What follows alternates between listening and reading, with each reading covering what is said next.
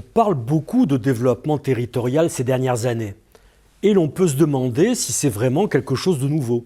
Après tout, on a souvent et depuis longtemps entendu évoquer des notions comme le développement local ou régional, ou même le développement endogène. Alors, quoi de neuf? Eh bien, si le terme de développement territorial rencontre un tel succès, c'est avant tout parce que de grands changements sont apparus et continuent à se développer dans les territoires. Je veux parler, bien sûr, des innovations territoriales.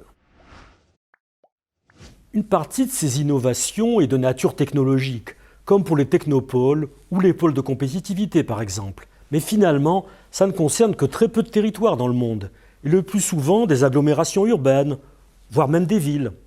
Mais à côté de ces grosses innovations technologiques, les acteurs font également preuve d'une capacité très forte d'inventivité et de créativité dans tous les territoires, y compris dans les espaces ruraux. On pourrait parler d'innovations mineures ou modestes. Citons par exemple les circuits de proximité, l'agriculture paysanne ou les épiceries solidaires qui permettent d'identifier la provenance des produits et d'éviter les intermédiaires tout en rapprochant producteurs et consommateurs. Ou l'économie circulaire qui est fondée sur le recyclage et la réutilisation des ressources locales à partir de technologies comme la méthanisation. Ou encore les expériences de collaboration comme les levées de financement communs, qu'on appelle parfois crowdfunding, le soutien collectif de projets, l'épargne de proximité, voire la mise en place de monnaies locales. Ou encore le crowdsourcing et les living labs, qui rassemblent des collectifs au sein de laboratoires d'idées en leur permettant de créer des produits et d'élaborer des solutions concrètes au service de leur territoire. Et enfin, il ne faut pas oublier les réseaux locaux de coopération de l'économie sociale et solidaire, tels que les entreprises partagées ou collaboratives comme les SCOP, les coopératives d'activité et d'emploi, les organisations de transport communautaire, la mutualisation des soins, les crèches parentales. On pourrait multiplier les exemples. Mais l'ensemble de ces changements, de ces innovations, nous amène à poser la question du développement. Car on voit bien que les anciennes définitions de développement régional ou local ne suffisent pas à décrire ce mouvement. Elles sont trop larges ou trop vagues. On peut dire que le développement territorial correspond à l'amélioration du bien-être et de la richesse des acteurs d'un territoire, étant donné leurs relations de concurrence et de coopération, leurs initiatives et leurs oppositions, ainsi que la dynamique des innovations territoriales. Il présente trois grandes différences par rapport au développement régional. Tout d'abord, les processus de développement territorial ne peuvent pas se réduire au comportement des acteurs productifs et des institutions chargées des politiques de développement.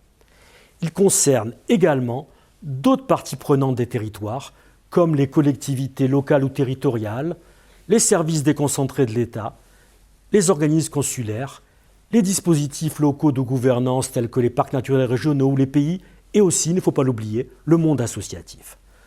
Deuxièmement, ils intègrent des processus de coopération et de construction sociale. En fait, les nouvelles pratiques sociales et institutionnelles ne sont pas anecdotiques ou accidentelles. Elles sont au cœur des processus d'innovation territoriale.